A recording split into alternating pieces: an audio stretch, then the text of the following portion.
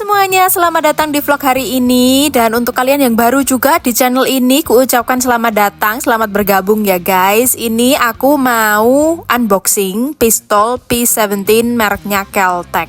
Ini adalah pistol kaliber 22. Ini dari kotaknya sih aku suka yang kayak gini ya, daripada yang kotak kardus kertas biasa itu. Dan ini dia isinya. Kita mulai dari seperti biasa manualnya ya guys. Ini cuman manual biasa lah ya, kayak elektronik yang aku jelaskan di video unboxing sebelumnya.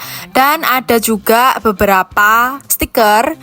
Ini ada 3 ya, tapi sama sih Kel-Tec semua tulisannya. Merek Kel-Tec ini tuh dibuatnya di Amerika ya guys. Jadi made in Amerika, sama kayak Shadow System.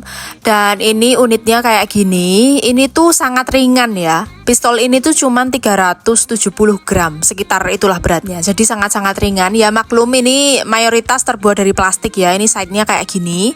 Dan ini muatnya 17 peluru ya guys. Makanya namanya P17.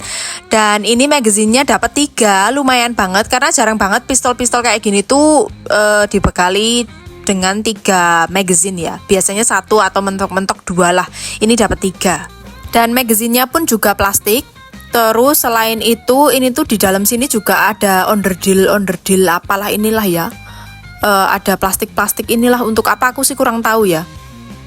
Oh ini untuk itu, untuk ngunci triggernya, biar triggernya nggak bisa diteken ya. Kayak buat bocil-bocil biar nggak sembarangan mainan gitulah ya. Tapi kalau harusnya sih kalau punya bocil ya harus disingkirkan lah ya, jangan ditaruh sembarangan. Untuk Kel-Tec itu gripnya sangat khas ya guys. Ini bisa dilihat gripnya kotak-kotak kayak gini. Dan untuk beberapa pistol Kel-Tec yang pernah aku lihat sih emang kayak gitu ya grip-gripnya. Mari lanjut kita coba buka ya guys, kira-kira dalamnya kayak apa. Jadi ini ditekan gitu, yang di depan itu tombolnya, terus tinggal ditarik ke belakang. Dan ini dia, ini tuh satu-satunya yang kayak ini aluminium ya. Aku nggak tahu ini aluminium apa metal, harusnya sih aluminium karena ringan banget. Ini tuh cuman di bagian atasnya tok, yang lain-lain itu plastik semua. Dari saudara-saudaraku, orang-orang sekitarku yang punya pistol ini juga sih mereka suka ya, karena pistol ini tuh bisa diandalkan, terus enggak bermasalah gitu-gitulah ya, enggak ngejam dan lain sebagainya. Ini dia trigger locknya, mari kita buka ya. Kira-kira tuh pasangnya kayak gimana? Aku sih nggak punya trigger lock ya guys. Ini satu-satunya pistol yang kita punya yang punya trigger lock, karena nggak perlu juga sih. Kita di rumah nggak ada tuh pistol-pistol atau senjata api yang kita punya dikasih trigger lock kayak gini. Dan ini pasangnya kayak gini ternyata di antara triggernya ini ya. Terus nanti disekrup guys, ada sekrupnya.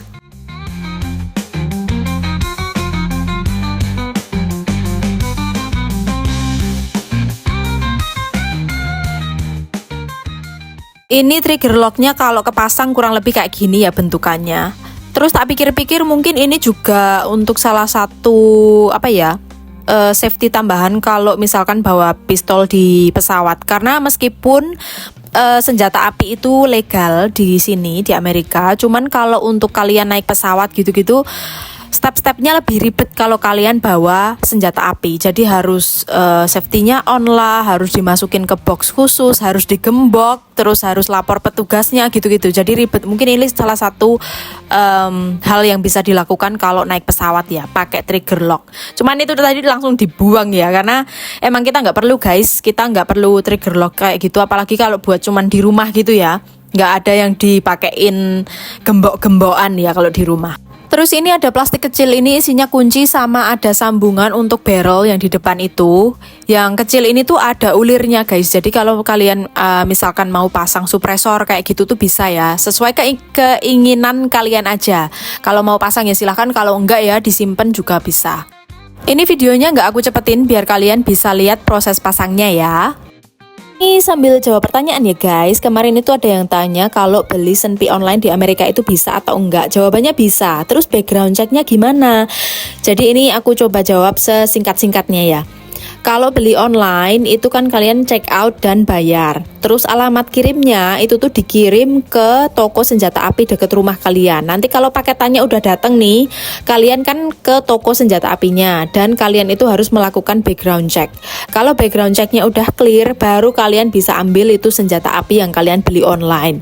Untuk biaya background check sendiri bervariasi, tergantung tokonya. Ada yang mematok harga tuh $15, ada yang 20, ada juga yang $30. Jadi nggak bisa ya kalau langsung dikirim ke rumah. Pertanyaan lain yaitu tentang peluru. Kalau beli peluru juga ada syarat khususnya atau enggak? Jawabannya enggak ya guys. Kalau peluru sendiri itu cuman ada minimal umur aja. Kalau untuk peluru shotgun minimal 18 tahun, peluru handgun minimal 21 tahun.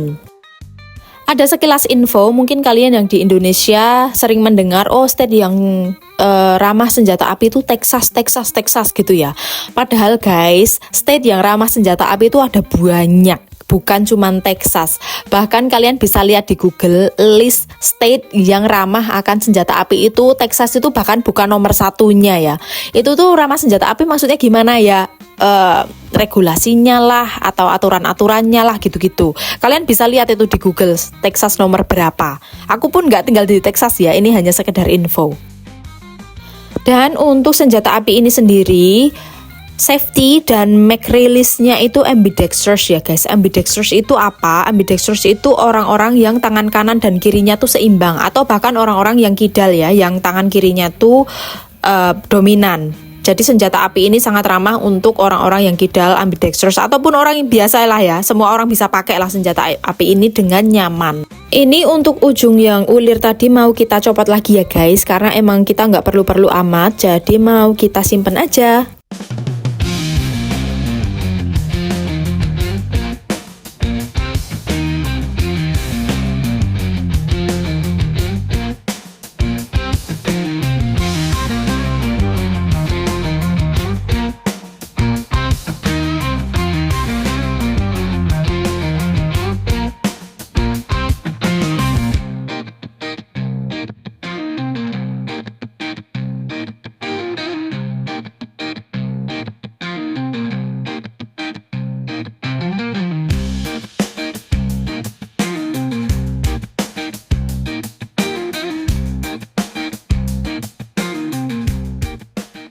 Terima kasih yang udah ngikutin video hari ini. Jangan lupa like, comment, subscribe, share juga ke teman-teman kalian yang suka senjata api supaya kita tetap semangat bikin videonya ya guys. Sampai jumpa di video selanjutnya. Bye-bye.